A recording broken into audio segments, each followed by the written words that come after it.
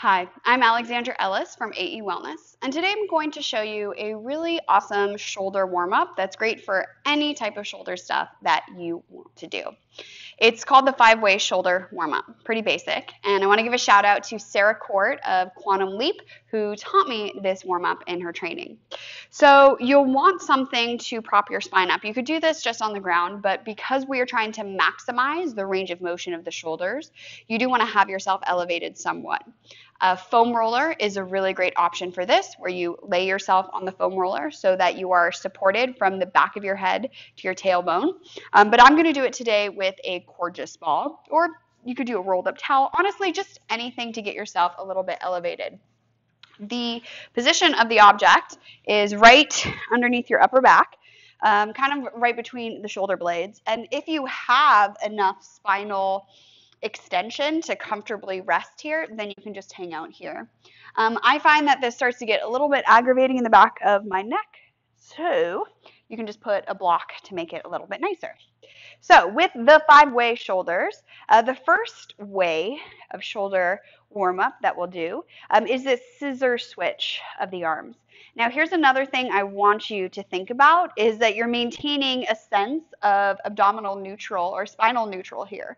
So the front of your rib cage, front of your pelvis remain aligned with one another, and you try to touch the thumb overhead to the ground, seeing how far overhead you can go, and then noticing if there are any snap, crackles, or pops, or weird noises that happen in the shoulders. Now, this whole series, I want you to do pain-free. So if there's any range of motion that elicits a pain response, limit your range of motion or leave that exercise out altogether until you can do it pain-free. So the scissor switch is number 1.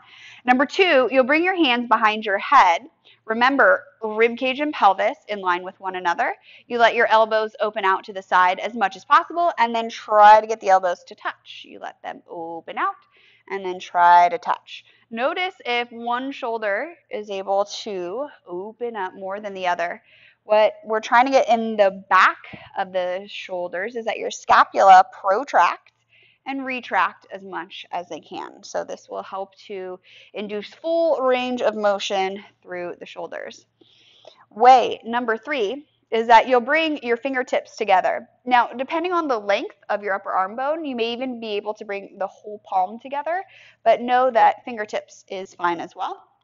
And you'll take your arms all the way overhead and then all the way down. So again, not only the length of your upper arm bones, but also the width of your rib cage are going to determine if you can do palms together or fingertips. It's not that one is better than the other, just comfortable. So all the way overhead and then all the way back down. As your arms come overhead, watch that your ribs aren't flaring up. So again, you're still trying to keep rib cage and pelvis towards one another, because we want to mobilize our shoulders without letting any additional parts of the body compensate for what we are lacking. Okay? Number 4 is a snow angel, trying to hover your hands up off the ground as you slide the arms through a full range of motion. Up and down you go. This will help to dynamically open up through the front of the shoulder. So especially if the pecs are restricted or congested at all from computer use, this is a great way to help open up through the shoulders. Again, rib cage and pelvis stay aligned with one another the best that you can. And then your last position is to let the backs of your hands come to the ground and rest. So this is your passive stretch. What you will try to do is not only leave the palms open up towards the ceiling, rib cage towards pelvis, but I want you to work on your breathing here. So big breath into the belly, and then exaggerate your exhale, trying to get every last drop of breath out. You take a big breath into the belly, into the ribs, fill all the way up, and then exaggerate your exhale. Try to get every last drop of breath out of your body. If the pull at the front of the shoulders is enough, stay there. If you want a little bit more, slide your hands up slightly. Big breath in. And then exaggerate the exhale. Big breath in. And exaggerate the exhale. So you'll do about 10 rounds of that exaggerated exhale breath, and then you're all set. From here, you'll roll off of the object and you are ready to go. Hopefully your shoulders are nice and mobilized and ready to be stabilized for whatever exercise you have on your menu today.